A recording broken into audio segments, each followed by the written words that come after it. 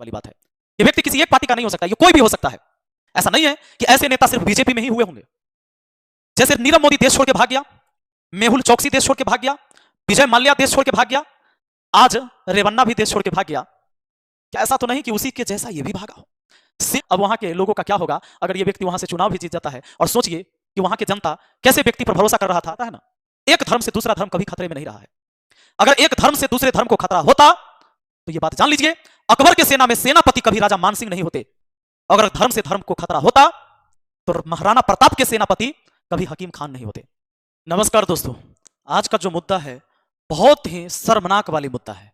भारत का सबसे बड़ा सेक्स कांड, 2976 सेक्स वीडियो एक पेन ड्राइव में मिला।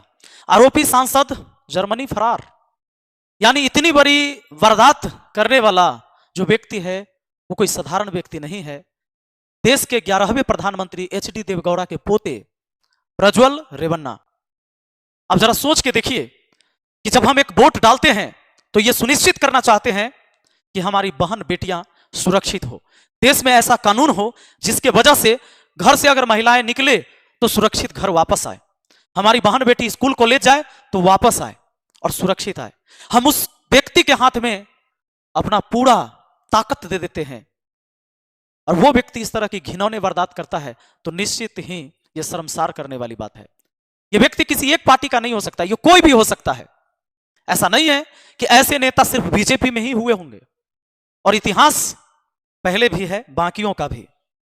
दोस्तों, अगर पावर जनता से मिले और इस पावर का इस तरह से इस्तेमाल हो तो फिर इस देश का क्या होगा? तो यह है प्रज्वल रेवन्ना और यहां पर है मोदी जी। यह फोटो एक साथ आप इसलिए देख रहे हैं कि एक मंच इन्होंने कई बार साझा किया है, और साझा करने का वजह क्या है? तो वजह है चुनाव, कुर्सी। कर्नाटका में लोकसभा के 28 सीट है, उस पर 14 सीट पर चुनाव हो गए 26 तारीख को, 26 अप्रैल को। टोटल 28 सीट में से 14 सीट पर चुनाव हुआ, और यह चुनाव हुआ है 26 अप्रैल को दोस्तों। बाकी जो 14 सीट पर चुनाव होने वाला है शायद ये 7 मई को चुनाव होगा। ये प्रज्वल रेवन्ना के जो पेन ड्राइव में वीडियो प्राप्त हुआ जिसमें 2000 से अधिक 2976 वीडियो सैकड़ों महिलाओं के साथ दुष्कर्म किए गए, उसमें पुलिस वाली महिला भी सुरक्षित नहीं है। और जिस महिला ने आरोप लगाया नौकरी कर रही है, 4 साल से नौकरी। दोस्तों, यह बात भी हो सकता है कि यह महिला खुद अपने चालाकी में रही होगी, क्योंकि 4 साल से इसके साथ दुष्कर्म हो रहा है और बता अब ये रही है, पहले से नहीं बताई, तो इसके भी अपने कोई प्लान रहे होंगे। लेकिन दोस्तों, इसके कोई भी प्लान हो, अगर सांसद बने और सांसद ने सैकड़ों महिलाओं के साथ इस तरह से घिनौना वारदात का अंजाम दिया, यह कहीं से सही नहीं ठहराया जा सकता। अब जरा सोच के देखिए कि क्या पावर हम अपनी वोट से किसी को पावर इसलिए देते हैं कि हमारी महिलाएं सुरक्षित ना रहे देश में।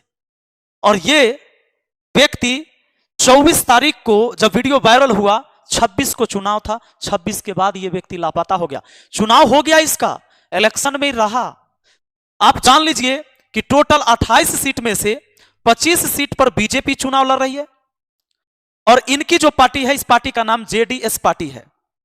जेडीएस पार्टी 3 सीट पर चुनाव लड़ रही है, 25 और 3 हो गया टोटल 28 सीट, जिसमें से हसन सीट से लोकसभा के उम्मीदवार यही है। पीछे भी ये सांसद रहे हैं और इस बार गठबंधन में बीजेपी के साथ हैं। अब ये दोनों एक दूसरे पर आरोप क्यों लगा रहे हैं? बीजेपी का कहना है कि कांग्रेस जिम्मेदार है। भाई क्यों? तो वो इसलिए कि सरकार वहां कांग्रेस की है और राज्य सरकार वहां कांग्रेस की है, स्टेट गवर्नमेंट। तो भाई इसने उसको सजा क्यों नहीं दिया, उसको पकड़ा क्यों नहीं, उसको भागने क्यों दिया?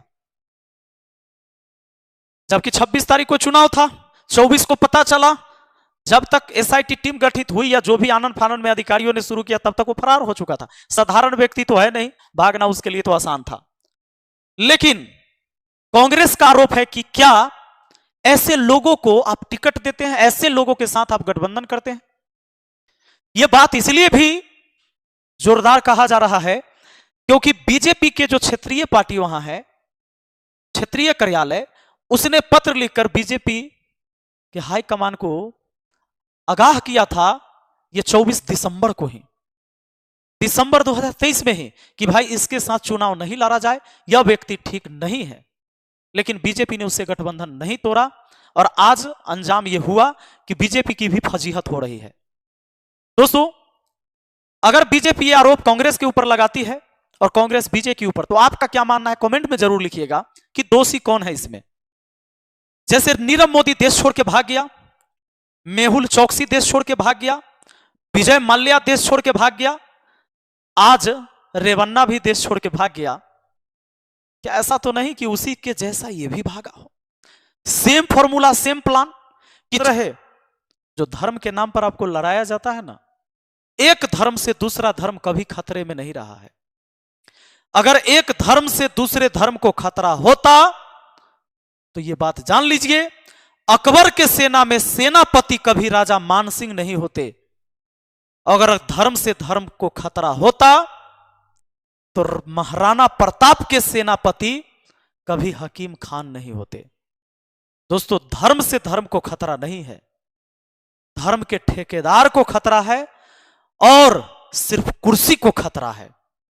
बाकी आपका क्या सोचना है कमेंट जरूर करिएगा। मिलते हैं अगली वीडियो में। जय हिंद, जय भारत।